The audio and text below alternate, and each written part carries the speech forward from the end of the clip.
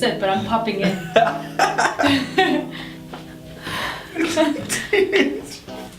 Hey guys, I'm Tina Redman, and I'm sitting here with Cassius Davids.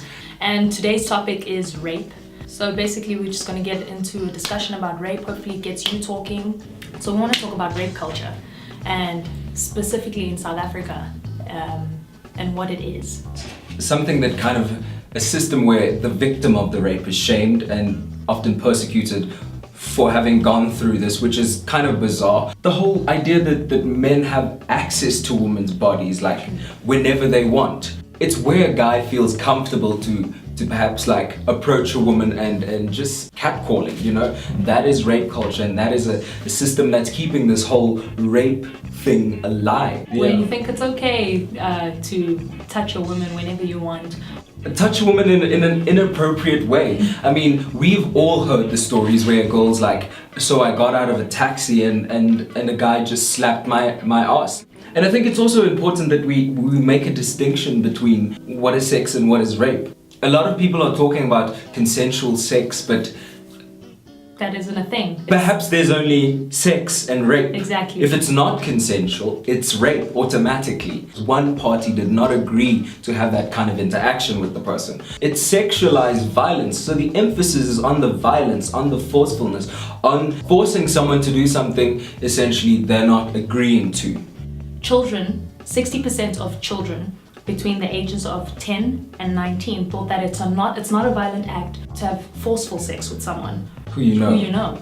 That's our youth. That's our youth. Those are the people that are going to be leading us. Someone so young doesn't think it's a problem just because you know the person. It's not wrong. You know what's scary as well? I went to a silent protest at Wits, and the stories that the women were telling, and actually some men as well, were that they were raped or sexually abused by someone that they knew, someone that they thought would protect them, an uncle, a mother, a brother, a sister. Even in trying to fight rape, we are still distributing the onus on women to combat this. All that's necessary, all that's needed for this to stop is for guys to stop raping. Just yesterday, I looked at a post where there was a device that a woman can insert into her vagina so that she can be protected from a rapist. I, as a woman, should not have to go through all of that trouble to protect myself from someone who can control their urges. That's self-control. You can stop telling women to protect themselves. Tell men to stop raping. Yes. You know? And I think it's about time that guys like me and you, we start talking about this to our guy friends, you know? I've never in my life thought, oh, I might be raped today. Guys, we just don't experience that. Simple walk from the Gautrain to where I work in Braam. So I take the Gautrain to Park, I now walk to Braam. I have to think about what to wear and how I walk in the street.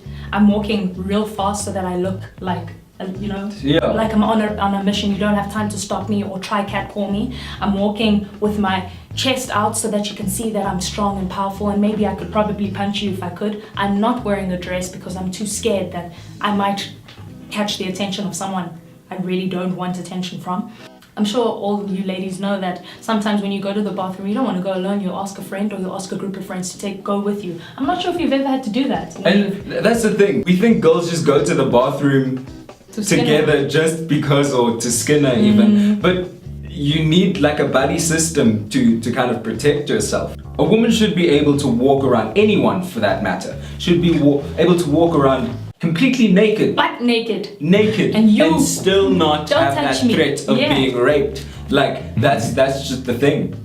A lot of guys, like I've been that guy who says, well, not all men rape. Yes, that's true. But most men are doing the raping. So we must address this problem. So perhaps we shouldn't be like protecting our own egos. Perhaps we should like just get up and say, yes, not all men rape, but you know, like men are doing the raping. Yeah. Let's be real. And so what am I doing? What am I doing? What am I doing, you know? Are you speaking to your brothers? Are you speaking to your uncles, your fathers? Are you speaking? Is this conversation happening at home? We need to change the mentality of our future leaders, guys. It's just small things, like small things we might think are insignificant or not a problem at all, or just boys being boys, that are kind of perpetuating this rape culture, like rape jokes. Like I'm all for laughing, but not at the expense of every woman and child in South Africa, or even men in South Africa, you know. And more than that, the world. You know, so I think we need to really come to a point where rape jokes aren't, people don't feel comfortable around us to make those kind of jokes, because essentially they're not funny and it's not helping the cause.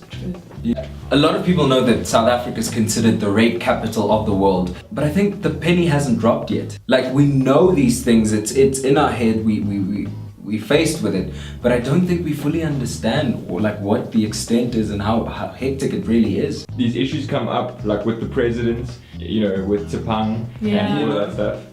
But then it comes into the public eye and then it disappears. And you know? Nothing's been addressed. Look, we live in a world of trends. The Remember Kwezi, for what, a week? You know, a week it trended, and I was so proud of those women just standing up and reminding South Africa that this is still a problem. Yep. After, is it 10 years after that trial? 10 years, we still faced with the same problem and people aren't paying attention. 1 out of every 3 women will be raped. And also, there was also another statistic on like every 3 minutes a child is raped, and this was statistic in 2001. Yeah.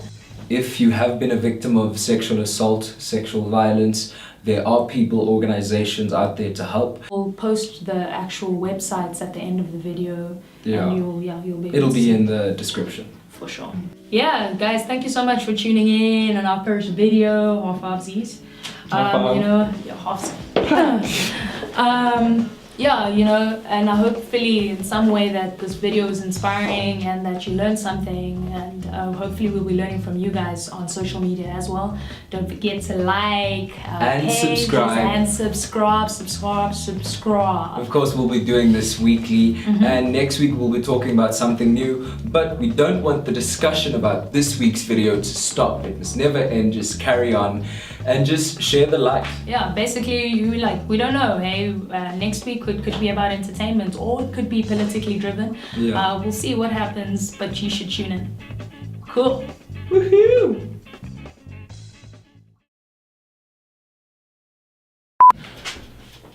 So, guys, this is gonna be a discussion. Sorry. You good? I'm good.